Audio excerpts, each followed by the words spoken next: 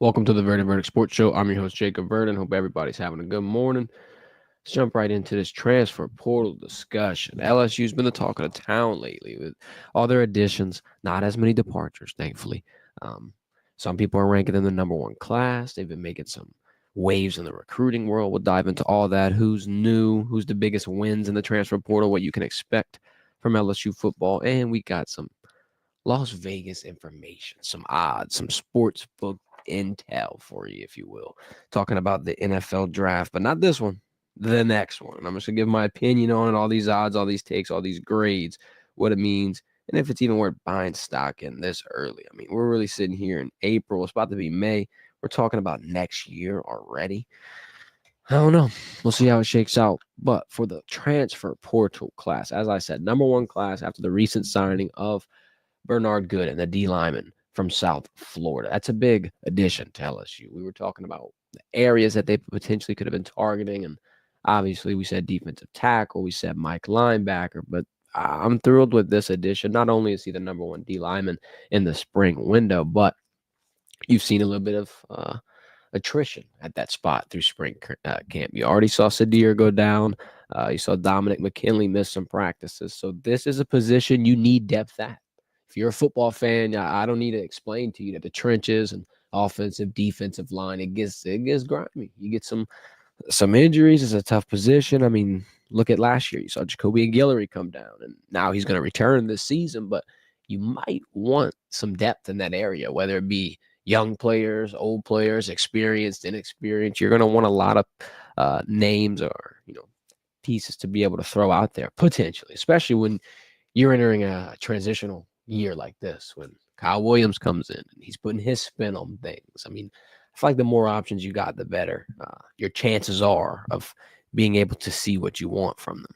But all in all, 17 total transfers in this class, 16 in the winter, 1 in the spring. The one is Bernard Gooden, as we just mentioned. It's an even split, though. You got 1 special teams transfer, 8 on both sides, offense and defense. You could potentially be adding 1 more piece, 1 more safety, Houston's A.J. Halsey. Now, look, I'm not going to be the bearer of bad news. I'm not going to put my negative cap on. He's meeting with Ole Miss in Miami. I'm not going to lie. That's a lot of dogs barking. That's a lot of bread on the table with those 3 spots. My gut's telling me Miami. I'm thinking he's probably going to lead toward that spot. They've been able to write a lot of checks, whether it be Carson Beck, whether it be C.J. Daniels. They've been able to make their presence felt in the portal realm. And I don't think this is going to be anything different. Now, that's just my prediction on it. I would think that this safety moves over. But if you don't get him, I think you're still in a great spot, especially with who you were able to bring in at the safety position. To Marcus Cooley, you switch over Toviano. You still got Deshaun Spears. Jordan Gilbert is coming back from an injury.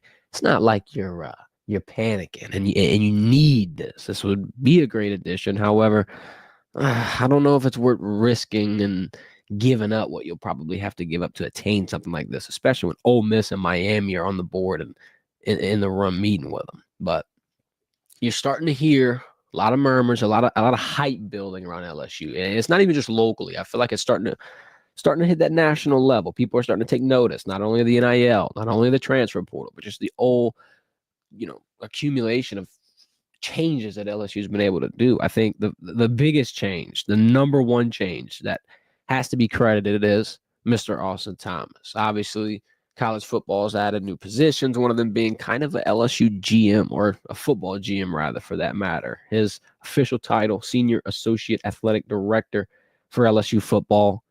This was the first team in the SEC with this position. Keep in mind, LSU was ahead of the curve. They added somebody in here to just take a little extra look at the roster, extra look at the budget, the NIL measures for that matter. And I'm not gonna lie, I think it's paid dividends. And if you look at Bernard Gooden and the social media posts that he's made, who's he collabing with? Austin Thomas. So he's also got a nice hand in the recruiting realm as well.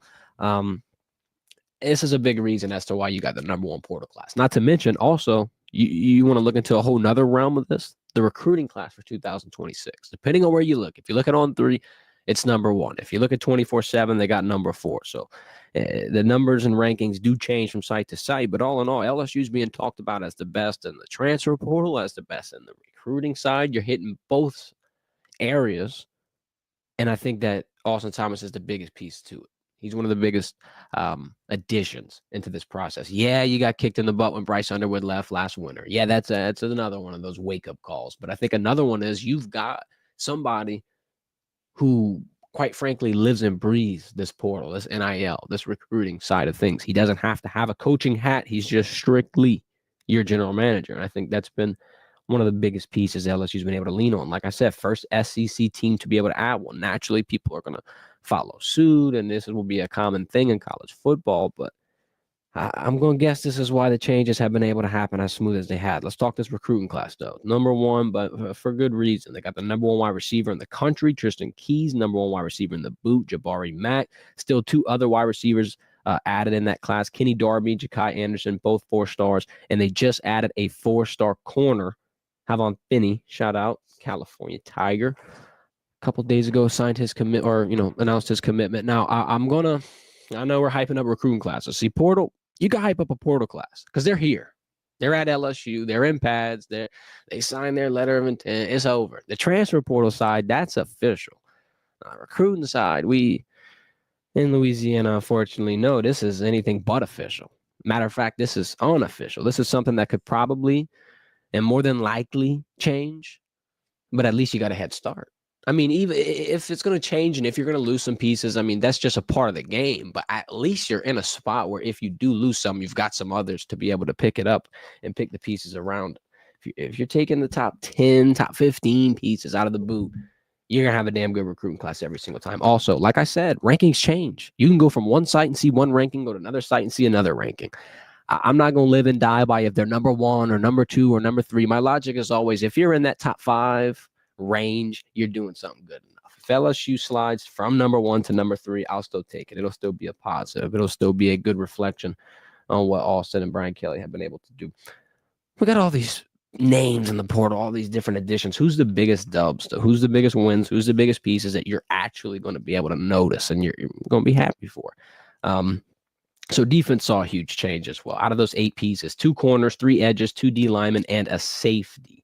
Out of all of those, I believe the man on your left will probably have the biggest impact. Mansour Delane, I think he's the most overall complete piece in the area that you needed the most help. So it's a double-sided aspect. Great player and a great area of need. LSU able to scratch that one off, and I think he'll be an impact starter. That's your cornerback 1. So whenever you're in the spot where you need corners and you portal in probably your best talent, that's going to be one of the biggest pluses, I think. Honestly, the entire DB room had an overhaul now. You added Jakeem Jackson in that spot. You added DJ Pickett also in the recruiting side. Tamarcus Cooley signed. You got 4 new starters potentially between those guys. 3 at corner, 1 at safety. That's an entire overhaul as well. Like I said, DB room was one of those spots you needed a little more oomph in. And I think defensive line was as well. Let's talk about this defensive tackle, Bernard Good. Now, could this addition be bigger than Sadir? I'm not saying bigger in a sense where he's a better player, because Sadir's obviously come to LSU, and I feel like he hadn't skipped a beat. I feel like he's a real talented player. Obviously, we've seen him go down. He was able to return to practice. That's going to be what I'm going to harp on here. Now, Sadir Mitchell is a great talent. Pair him with Tank, Dom, Ahmad, no matter who the pieces be, he's going to wreak some havoc. However, the fact that Bernard comes in and you've got another piece, another addition, another little sprinkling of depth, I think it makes you that much more confident. Keep in mind, Jacobian Guillory is returning from an injury that could potentially take some time to ease into. You always have to have that in the back of your mind. The transitional period from him recovering and getting back on the field, it's been smooth, and he's out at practice and he's in pads and he's excited, and obviously he can't wait to get back on the field. But the speed of the game is the speed of the game, and I don't think it's going to do you a disservice to have people at the ready just in case he's going to need some time to get back from that. I'm not expecting it, but just the ability to be able to have it and throw it out there, I think makes you that much better. Like we said, the trenches get ugly, bro. We've seen a lot of history at LSU with injuries and just all over the country naturally. It's a 55 to 60 snap a game position. You're pushing, you're shoving, you're grabbing, you're getting held. Sometimes you're getting double teamed. This is going to happen. The more names you're able to throw out there, the better. Young and old. Like I said, you got Bernard and Sadir and Jacobian, quite frankly, on one of those more experienced sides. And then you got Dominic McKinley and Ahmad Bro that you could throw out there and, look toward the future for. Offensive line. Let's switch towards that. It's one of the interesting things that I feel like we're going to have to look at a lot this season, right? Because of what you lost from last season. There's going to be a huge turnaround. You're going to have a little bit of a rebuild, and hopefully you rebuild without struggling. Now, the transfer portal additions of Braylon Moore, Josh Thompson, those are also in here, I think, to alleviate the struggles, right? It's kind of like what we were talking about at D lineman. You got options, and if you enter a spot where there's some growing pains, you could potentially fix it. You could potentially address it. You've got more names than you know what to do with. You're not limited to just who you got on the roster. And quite frankly, this pushes everybody to get better because you see the transfers come in, the Josh Thompsons, the Braylon Moores, and they're not just automatically taking a job. They're not just automatically walking into practice and pushing over people to the side. Guys like DJ Chester, Weston Davis, even Cohen Eccles, they're making their presence felt. They're fighting back. They've been in the one rotations for quite some time, and you're going to see, I think, the O-line get better because of this. All boats rise, kind of. Tyre Rum is going to stay. Nobody enters the portal. It's all competitive. And then the pieces that don't start this year can still continue to grow and develop for next season. Let's talk about wide receiver real quick. I think that's another one of those areas. You had so much returning that you really don't notice what you have coming in. You added damn near a whole nother rotation. You only had one departure, too. Javen Nicholas, who entered the transfer portal, goes to Charlotte. But there's some additions here that came in that aren't really talked about enough. First things first, Berrien Brown. Berrien Brown's a guy. I'm not going to lie. From what we've seen in spring, I think he's a lot more than just a return specialist or a little short field, reception piece. I think you can actually put him down the field. The connection that he's had with Nussmeier, at least through that vertical side, he could be an asset. And I know he's 6'1". He's not the biggest vertical threat, but his speed has been able to separate him a lot, at least through what I've seen through the periods we've been in. Let's talk about the height, though. So Darren 6'1", that's the theme for LSU's wide receiver. About 6 foot, maybe 6'2" if you're lucky. This guy, Nick Anderson, 6'4". That's going to be your biggest target, your biggest vertical piece, the guy that you throw the ball down to and hope that he mosses. So there's some injury concerns here with him, and he's been making his climb back into the rotation. I think he'll probably get slided into the first team. I just don't see how you keep somebody like that off, especially with the size. Size isn't going to be everything short, but I think there could be some interesting packages here. You got a 6'7" tight end close to the line, 6'4" on the way out. Chris Hilton can take you down the field. That makes the defense play a lot more true to coverage than they were initially anticipating. Another addition, tight end Barsharp. I'm going to throw him in this segment too, because I know tight ends they don't get as much love. They're not always catching the glorified passes, the touchdowns. Sometimes they're doing the dirty work. If you're looking at a tight end that's going to do the dirty work, this is the guy. Number 10, Barsharp. There's 14, Trudez Green. He's going to be the flashy one. He's going to be the one getting in the end zone, doing the dancing, and probably catching damn near 10 passes a game. But Bayer is the guy that I think could do the blocking, the hybrid role, come in and get dirty, get down, get ugly. That's going to be a great piece. You've seen him in certain fits, certain designs, doing some blocking and releasing, doing some catching. He's got a nice connection with Nussmeier already. I feel like it's going to be one of those pieces to be able to watch. So if you're looking at the transfer portal, wide receivers, Portland damn near a whole new rotation. That's going to be something interesting. O-line, been very competitive. You got some new pieces here that have been holding some people accountable. Defensive tackle, you got more depth with Bernard. You're able to kind of breathe a little bit from that pressure standpoint. LSU's defense, we're growing. They're getting better and better every year. It's not been the outcomes that you've wanted, but I think you're getting closer and closer to the ones that you do. And the DB room, 4 new starters potentially. How do you ignore that? How do you not get hype off of that? Got our guy in the chat saying, thought of the day Wes Weeks would potentially be the most impactful transfer. All in all, without him, we have no Witt and Zach Weeks. That's an interesting take. I never really thought about that. Let's talk about this 2026 NFL draft odds. Yeah, we getting a little too delusional down the road, but I wanted to talk about this because I have a few thoughts. So first things first, Nussmeier has the 3rd best number one pick odds, meaning there's only two other players that Las Vegas potentially thinks could have a better season. One of those being Arch Manning, the other being Drew Allard, the quarterback from Penn State. The odds go 225 Arch, 250 Drew, and plus 500 Nussmeier. Under Nuss, you have Lenore Sellers from South Carolina and Cade Klubnik from Clemson. First takeaway from this, week one's going to be fireworks. Clemson and LSU, Nussmeier and Klubnik. I've been saying it, but I'm telling you, as you get closer to it, everybody's going to collectively start to realize how pivotal of a game this is. Sure, you got LSU in week one trying to break that curse and start undefeated finally and just ignore all the last recent struggles, whether it be Florida State, USC, UCLA, don't matter. It's over. You got the dub. The second thing is going to be the impact of the quarterback position. You've got two guys that every damn team in the nation is going to be watching, because that could potentially be your signal caller that you're putting all the chips in when it comes time for your draft board. And also, I got another question I'm going to pin here with Arch Manning. We'll get to that one later. I want to point this out, this narrative, though. I've done some digging, done some research. More often than not, and this don't even take a lot of research to find out, but more often than not, whoever you're projecting number one is not going number one.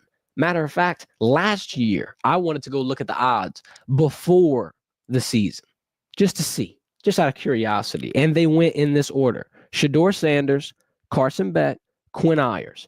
By the way, Carson Beck is still playing college football, had no chance of getting drafted at number one because he didn't even declare. It's one of the interesting narratives I found from here. Shedeur slid to the 5th round, obviously. And then the third pick, Quinn Ewers, fell to the 7th round. So the top 3 from last year's odds did not even have a sniffing chance at it. I'm not going to say that this is going to be more of the same, but it's just kind of making me wonder. Arch Manning being the clear favorite, he might not even declare. He's probably in a spot where he's going to get a second year starting if he comes back, more experience. That's been the trend lately. You've seen a lot of quarterbacks. I mean, hey, even the Saints quarterback, Tyler Shaw, take as much time as possible in college. And it's smart. I'm all for it. You're not in a rush for money no more. You're getting paid, dog. You're getting paid handsomely, too. You might be getting paid more here than you would there.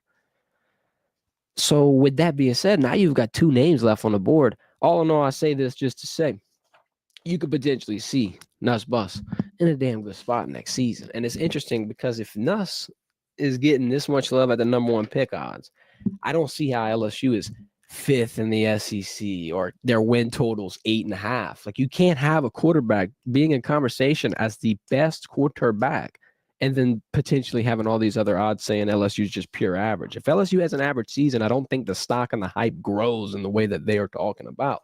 It'll be interesting to watch, though. I have an interesting statistic also. Brian Kelly total after this draft, 107 players drafted, 19 from LSU. We're going to have a lot of names next year. Obviously, Garrett Nussmeier is the biggest one. Harold Perkins, Whit Weeks, Aaron Anderson, Chris Hilton. That's my top 5 in that order, I think. I mean, if Nussmeier makes his claim, obviously, he can go ahead of Perk. Him and Perk are probably locked for the first round. Depending on how Whit Weeks can play, I think he can slide in there as well. And then obviously Aaron Anderson, Chris Hilton looking to continue that wide receiver pedigree. It's going to be interesting. Drop your comments on who you think will be the first LSU Tiger taken in the draft next year. I think I got my guy. Let's talk about baseball, though. LSU and Southeastern yesterday, 15-2 whopping victory, 3 home runs, grand slam walk-off, another 10-run rule.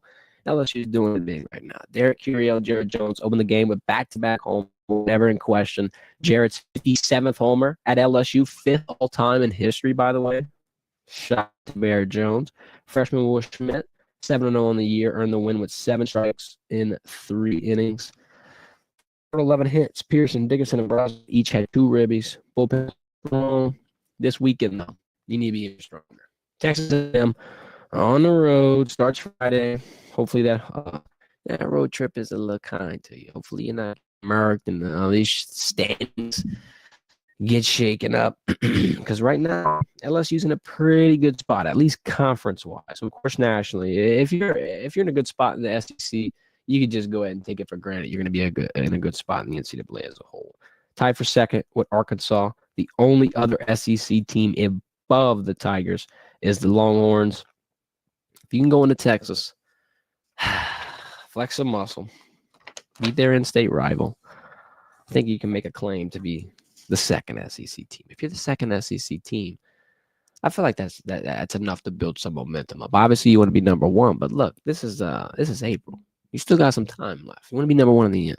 Don't matter what's happening right now. Just make your presence felt. Go in, win 2 to 3 games. You don't even got to sweep. If you sweep, I'll be lit. I'll break the brooms out. But come on, job's not finished. Get 2 of them, close it out, come back to Baton Rouge. Hopefully, you can be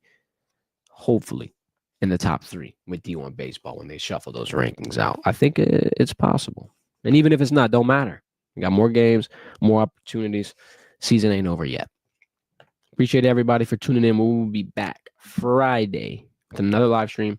I don't know if it'll be 9 a.m. We're going to work on some things. Try to get a guest in. I ain't going to say who. We're just going to keep it under wraps for a little bit. I'll probably, if we do have one, I'll make a post on the YouTube community. I'll do a little tweet too, and it'll be moved to 12 p.m. But that is TBD. It'll be either be 9 a.m. or 12 p.m. So stay tuned. Hit the subscribe button. Look at the community post so you don't miss it. Hit that thumbs up on the way out. Shama. Have a good one.